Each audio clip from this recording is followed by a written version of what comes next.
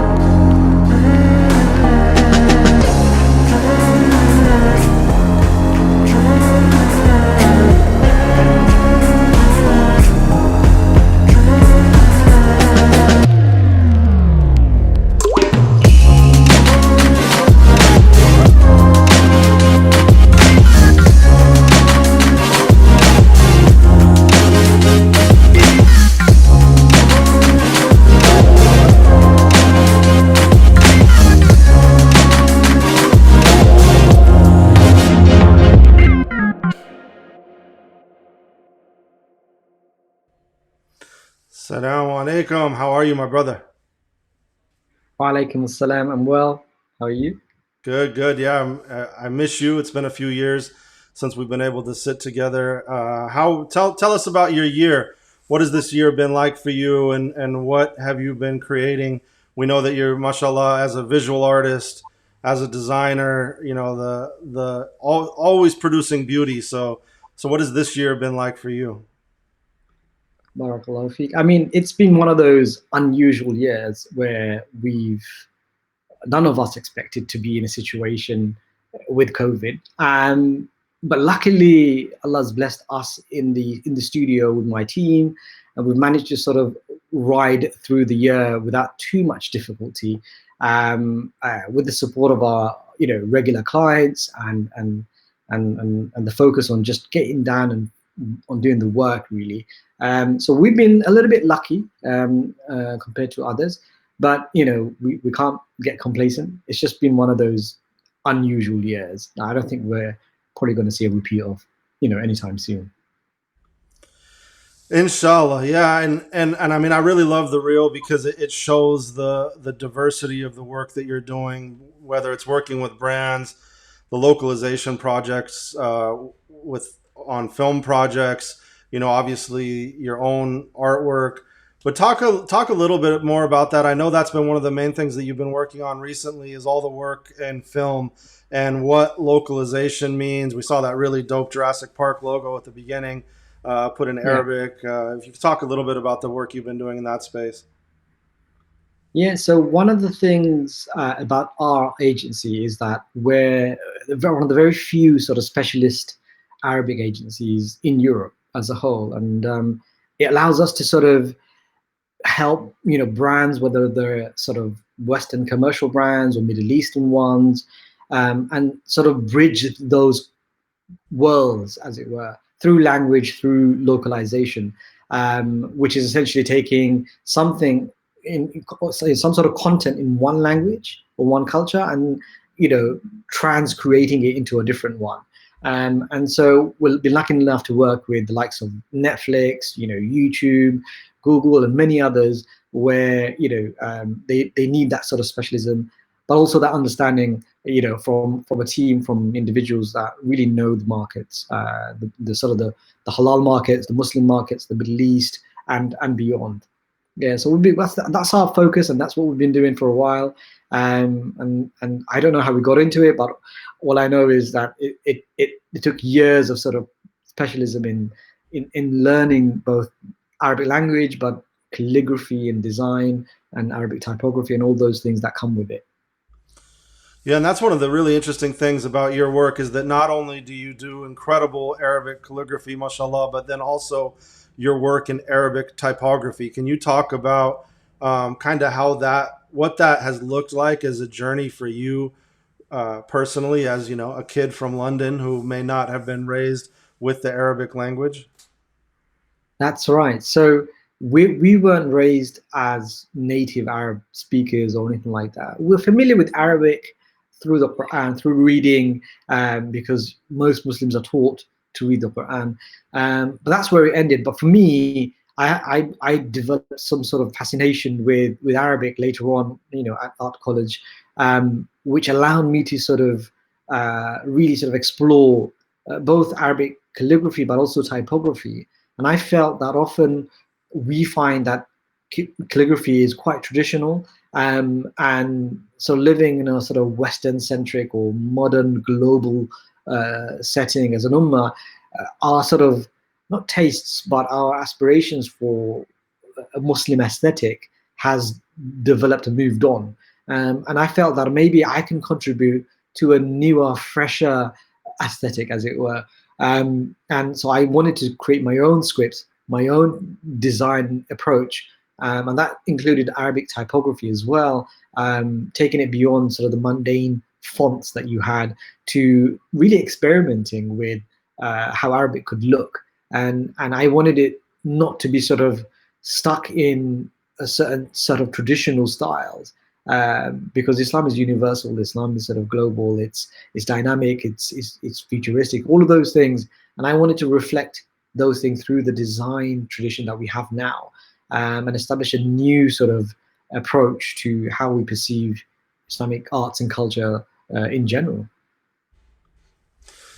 Yeah, that's beautiful, and I think it comes through in your work, and I think it's super cutting edge. But how do you, especially in a year like this, I think one of the things that's been interesting, and a lot of the different folk we've had on the program have been talking about, is that maybe they had a little bit more time for their personal art as well, and obviously this year, for all of its difficulty, has been a year of great reflection for all of us. So were you able to work on your own art at all? Can you tell us anything you've been working on? And how, as someone who has a full-time design studio, how do you keep any type of balance between doing your own, passion and the art that you're passionate about and want to work on, and the day to day that of course pays all the bills? Oh yeah. Well, it's never easy, to be honest. When you're running a full-time business, you work in 9 to 5. You've got very little time beyond that often.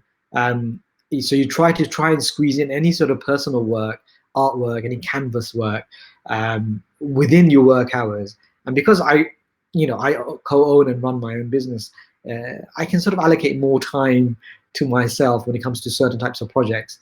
And so we always have enough room for enough of myself and some of the other designers that we have to just play around on occasion. Take a day off just to do something, personal, to try and create something new. And so I try to give myself time. This year it's been more difficult, for me anyway. I've been moving around homes and whatnot, but I've tried to make some time throughout the week, each week, just to try and create something, even if it's something small, something that's sort of one-off. Maybe just put something out on social media. I think it gives a lot of people a lot of time, at least COVID with the lockdowns, to sort of reflect upon what you're doing, if you're doing things right. So I think there's a lot of blessings in the opportunity that this situation has brought for all of us. But it's not easy for, I'm sure, a lot of people. For me, it's not. I wish it was more productive, but then again, I'm never really quite ever happy with my own output ever, really. So I'm harder on myself than maybe most people are when it comes to creating work and whatnot. Yeah, of course. And I know you also work in the product design space, and you made of ranging a range of things. Where I know you've done some clothing design, and then these prayer rugs that you created. Can you talk about the prayer rugs and what's unique about your prayer rugs? I've never seen anything like these. I mean, they're the probably, mashallah, some of the nicest prayer rugs I've ever seen, and also some of the most unique prayer rugs. Yeah, so I over the years I've tried to introduce different sort of lifestyle products, amongst other things. I've done T-shirts. I've done some sort of limited edition hijab designs, other sort of clothing projects that I work on.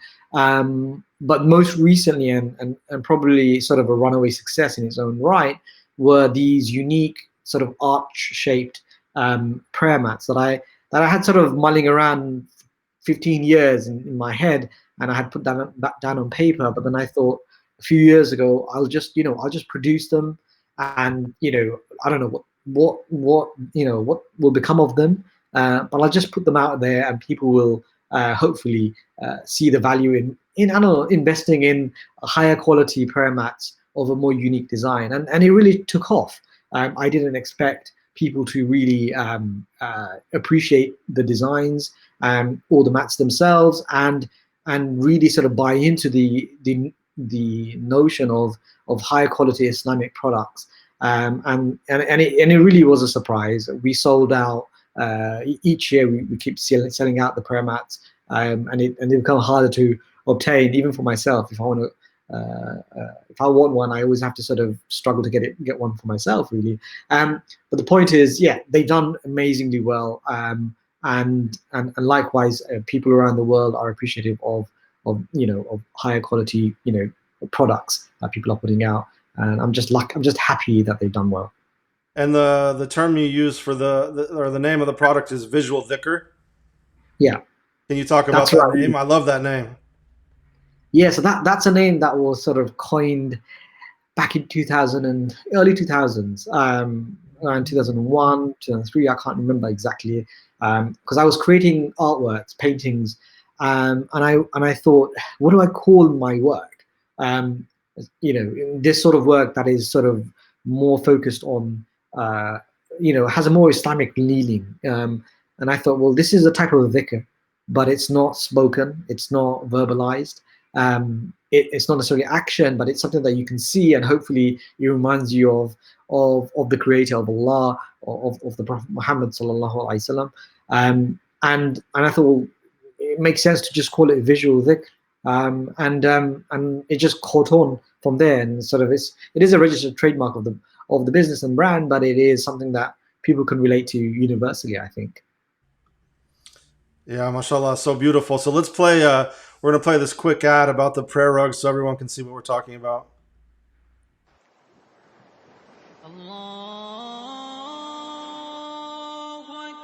The visual dhikr prayer mat is a new way of looking at how we experience prayer.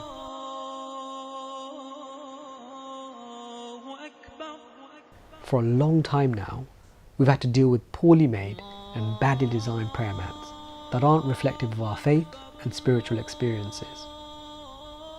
So I went back to the drawing board and thought about how I would like to enhance my own prayer, and it wasn't enough to simply do new designs on existing mats. We've introduced a whole new shape to the prayer mat, a form that is found abundantly in our Islamic history and heritage. Arches represent gateways to a spiritual space. When you step onto the prayer mat, you're consciously making an intention to enter into a state of focus and prayer. There aren't any tassels or gaudy designs, and we've introduced a different range of materials and textures. To make it a little bit more comfortable, we've added a cushioning layer also, with a more contemporary take on design that is authentic to our traditions. This makes for a beautiful gift for a newlywed couple, for friends and family. For over a decade, Visual Dhikr has been creating unique products that help enhance our spiritual journeys. Inspired by the prophetic saying, Inna Allahu Jameel Yuhibbul Jamal. Verily, God is beautiful and He loves beauty.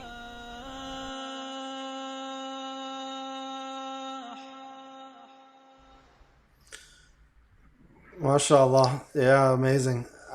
I've been Yeah. meaning to order one forever. I need to finally get on it.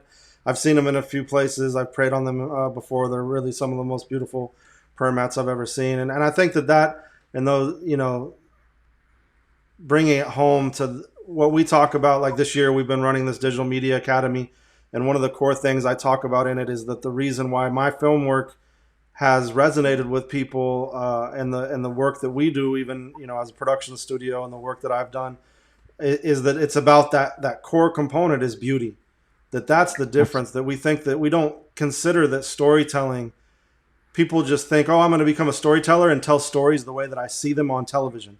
When the reality is, no, to tell faith rooted stories, to create faith rooted brand, it's so much of it is about that beauty component that moves people and that moves hearts. That's at the core of Islamic art. And your work, mashallah, has always been that for me.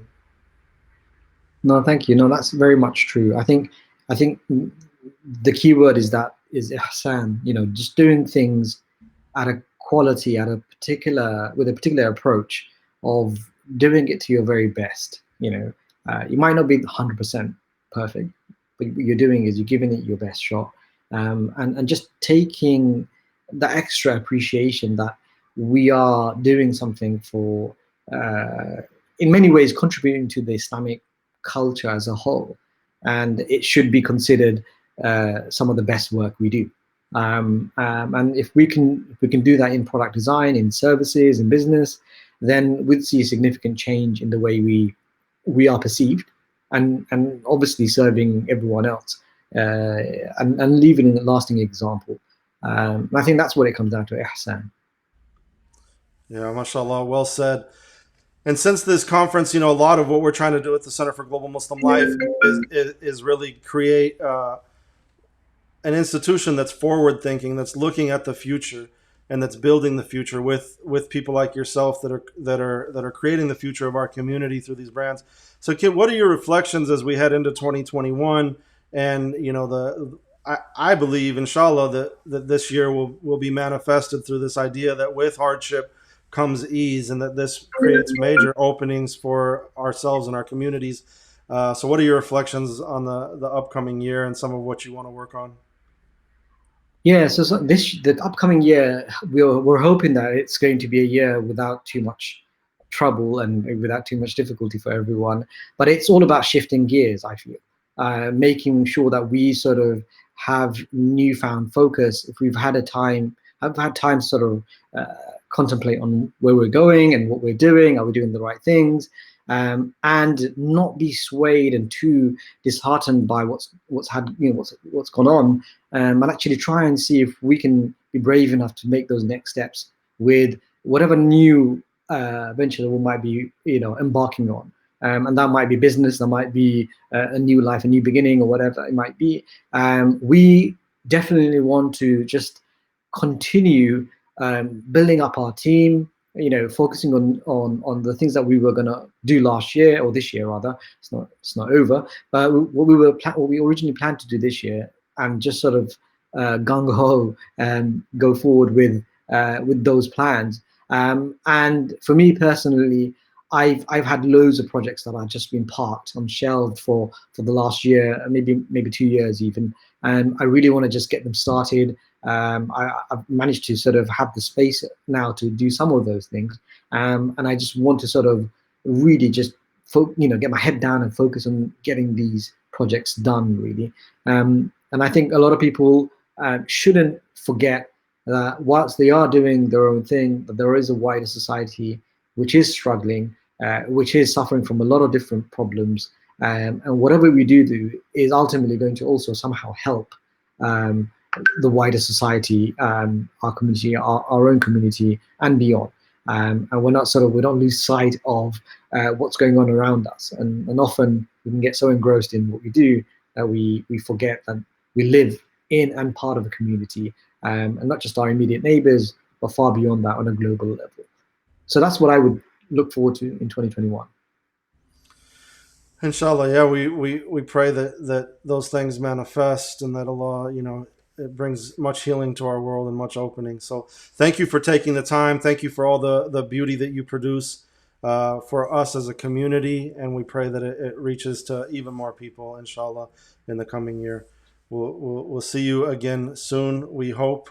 Assalamu alaikum. بارك الله فيك. وعليكم السلام ورحمة الله.